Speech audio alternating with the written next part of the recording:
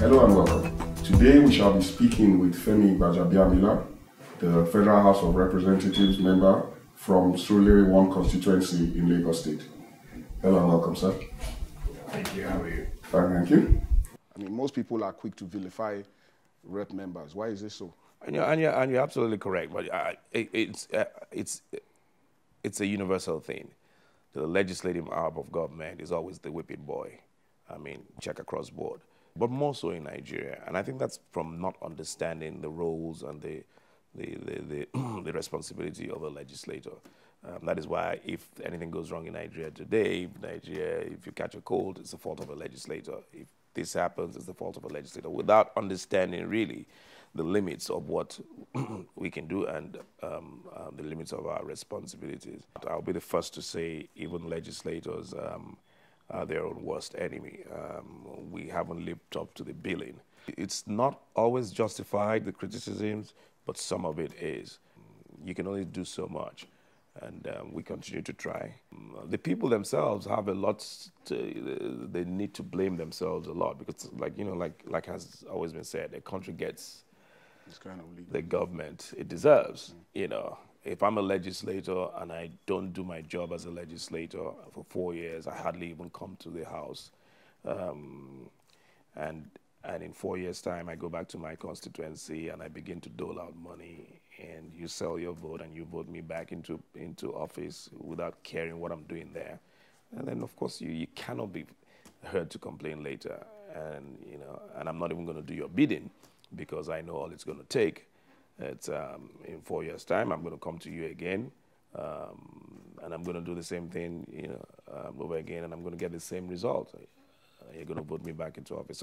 So the people, the electorate themselves have you can't continue to blame legislators. You put them there. For as long as they know that issues don't matter, then they're not going to do your bidding. So there's enough blame to go around. Okay. Now you are the minority leader of the House, the de facto leader of the opposition.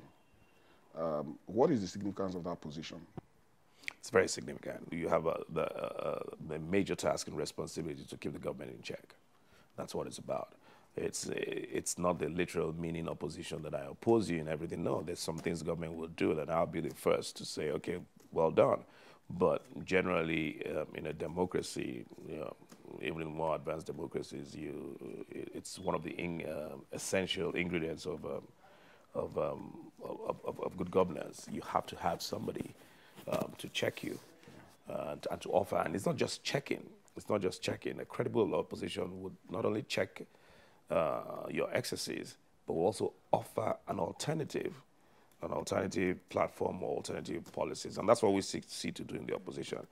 And for the first time, what I've tried to do is to, as opposed to, you have about 5, 6 different opposition parties in the National Assembly. Mm-hmm. And before now, we all operated, in our own little enclave, yes, as opposition parties. But what we've tried to do this time is to bring all the opposition parties together under one umbrella, to form a more formidable opposition and gather the numbers. We're almost half of the House now. Mm. And that helps you to an extent to drive the agenda of the House. Yes. But there are those that believe that in itself only serves the purpose of the PDP in helping them to get whatever they want pushed through. The PDP, by that I mean the PDP within the House, represented by Tambuwal.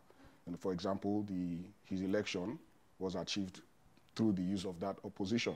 Mm-hmm. And other things, his basic fights with the executive, the opposition has been supportive of him, to go against the executive. So what would you say to that? Well, I think it's a welcome development in the sense that supportive of him only because of what he stands for.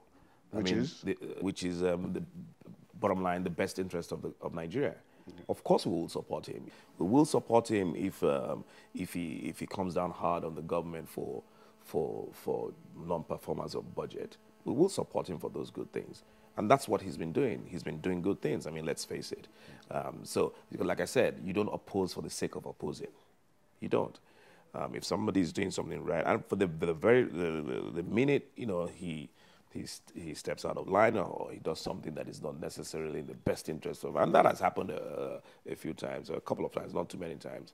I have stood up to argue on the floor and publicly against those things, but in the House, both the opposition and PDP members work in unison now, again, because we have come to understand that partisan politics can only go so far.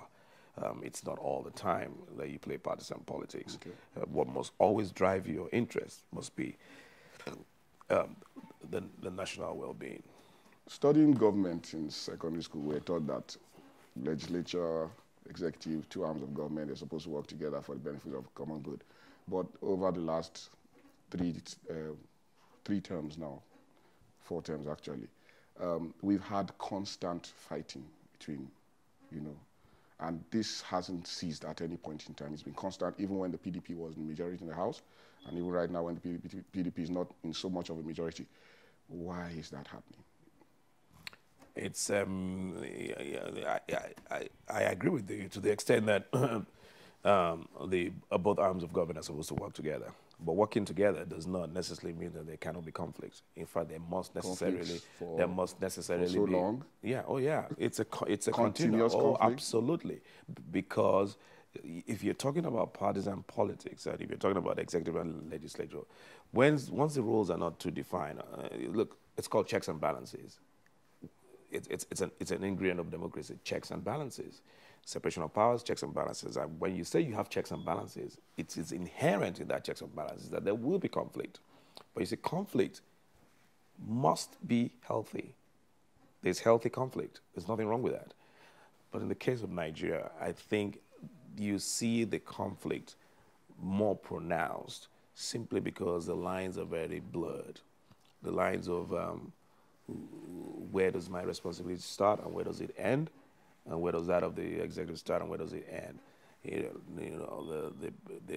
Those lines are blurred. There's no clear whatever. Yeah. And so there will be conflicts. And for those of us who believe so much in the institution, not in ourselves, because we will come and go, but that institution will remain. And we have something we must. The independence of the legislative arm of government is not only good for us, but it's in the best interest of Nigeria. And a legislative arm that is not independent can only go so far. Okay, on that note, we'll take a break. When we return in the second part, we'll be looking at the 2012, the year in review, and how the House has performed.